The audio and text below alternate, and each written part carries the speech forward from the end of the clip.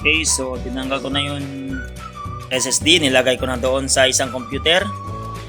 Tanggalin na rin natin tong USB.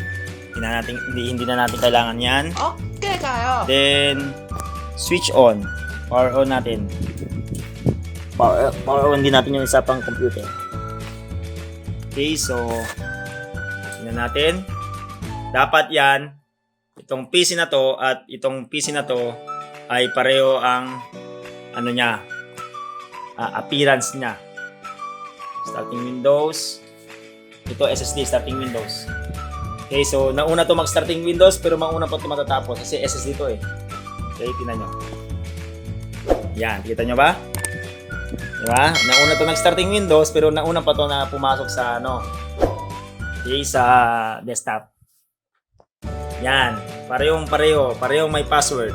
Lame Okay, kayo. ito yung dating ginawa kong tutorial sa how to remove password. So, ilagay ko lang yung password nilagay ko. Yan, pasok na. Ito sa kabila. Yan din. Yan. Okay, kita nyo ba? Pareho. Okay, so ito yung Samsung. Ito yung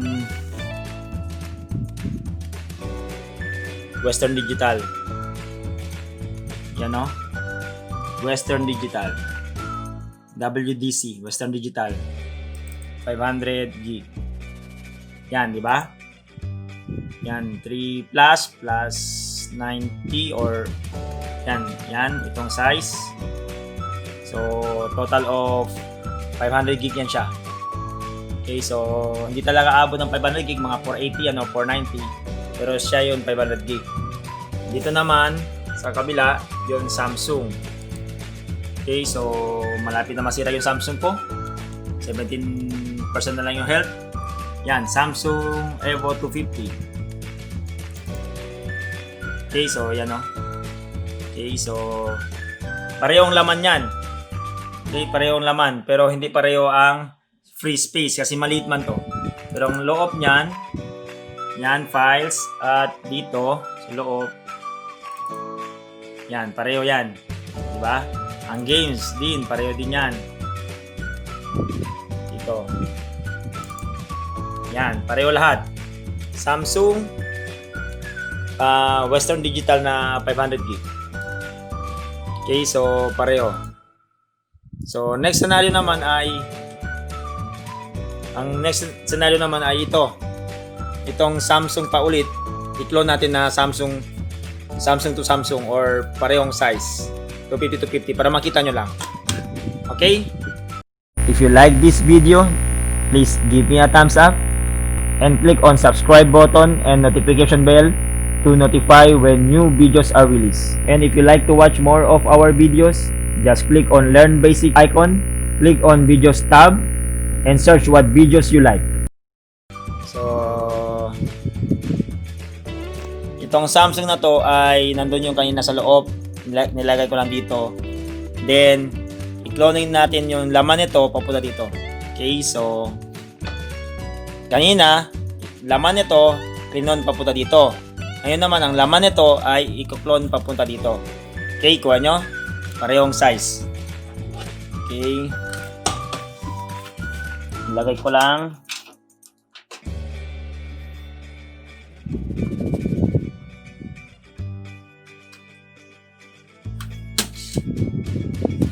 So, ang Ropos pa rin sana gamitin natin ngayon. Pero, para mabago naman ang usapan, gamitin natin itong multi-USB flash drive na meron cloning din yung image. Okay, so pareho lang sila. Okay, so kung hindi kayo nag-skip na video, hindi kayo mawala. Okay, so hindi na muna natin gamitin itong Ropos. Ito naman multi-USB.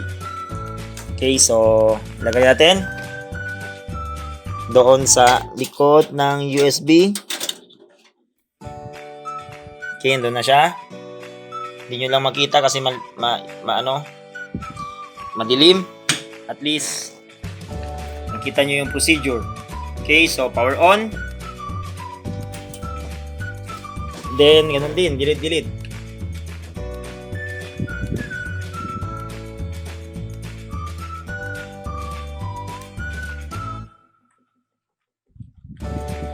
Yan.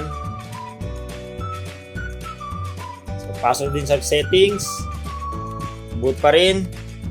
Then, USB. Okay? So, yung USB pa rin ang ginamit natin. So, pero i-check muna natin kung mayroong dalawang Samsung na detect. Check muna natin. Okay. Kasi dalawang Samsung to eh. Yan. So, may dalawang Samsung na detect. So, make sure, alam nyo kung saan dito ang may OS or walang OS. Okay, so kasi, malilito kayo. Kung SATA 1, SATA 2, SATA 3 ba? Okay, kasi parehong brand eh. Nakakalito basta parehong brand. Okay, so punta na tayo ulit doon. So, okay na to. First boot priority. Then, F10. Same procedure. Pareho lang doon kanina sa ginawa natin. So, pangalawang cloning na to.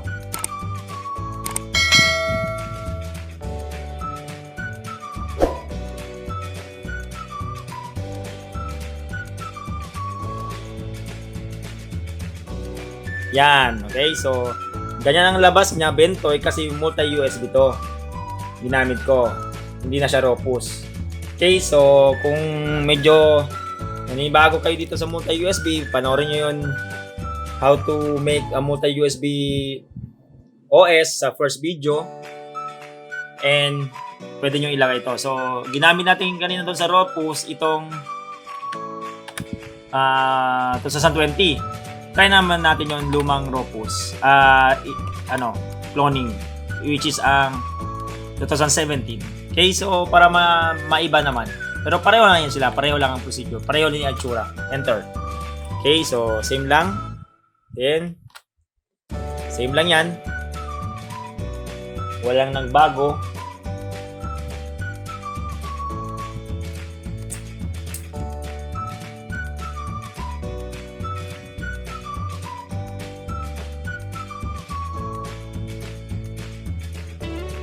Okay, so ganoon din. Pwede dito, sa utilities, pwede dito. Kung napansin nyo, 2017 to. Okay, so nung first part ay 2020. So, pero pareho lang sila. Pareho lang ang itsura. Clone. So, wala nagbago. Next. O, yun ang sabi ko. Kapareho silang size. Okay, so, pero malalaman mo yan dahil dito sa baba. Okay, so, tingnan natin yung sa isa. Yung isa, walang laman, puro lang right back. Yung isa naman ay may laman, C at saka D. Ibig sabihin na nito ang game. So ito yun, dapat maging source. Okay, so ganyan mag-analyze kasi parehong brand eh, parehong size pa. Okay. So ito yung magiging source kasi ito yung OS, ito yung games, ito yung magiging target. So source kasi source siya. Then next. Okay, kaso muna natin. Back tayo, back. Para sure, gusto ko lang isigurado. Clone. Next. Ulitin natin. So, nandito. Ito pala, ito. This one, nandito siya ang OS at saka games. Then, next. Then, ang target. So, make sure lang ako kasi parang mali yung pindot ko kanina. So, next. Okay, kasi i-delete niya lahat. So, from ganito, ito yung previous niya, yung ngayon, before. Ito na, ang laman sa ngayon pa. Magiging after ito. Okay, so OS and games. Proceed.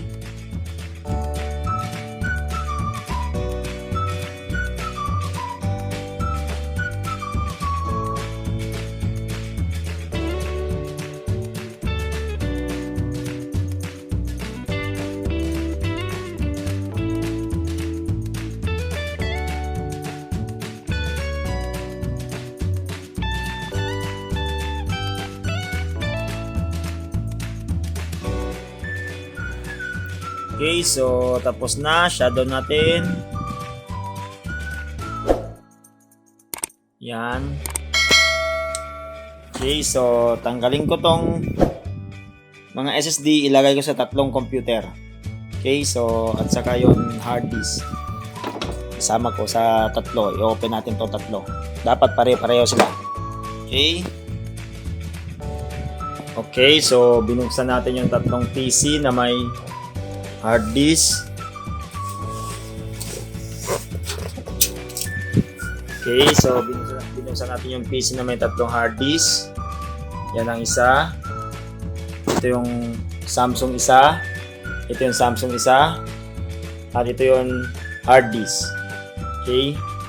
So, yan. Kung mapansin nyo, ito yung Samsung at ito din yung Samsung. Okay. At yung hard disk ay matagal mag-open. Kasi yan, naka-hard disk nga siya. Okay. So, buksan na natin. Password din natin dito. Ilagay ko lang to. Samsung yon. Ito naman, Samsung din to.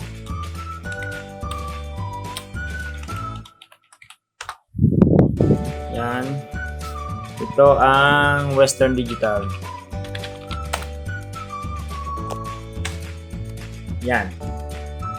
Okay. So, kung makita nyo, pare-pareho yan lahat yan.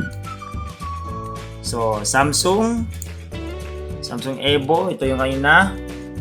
At ito naman ulit ang isa pang Samsung. Ito 50 gig din. Yan o, kita nyo? Okay. Samsung. At ito ay ang Western Digital. Okay, so sa drive C, tingnan natin. Yan.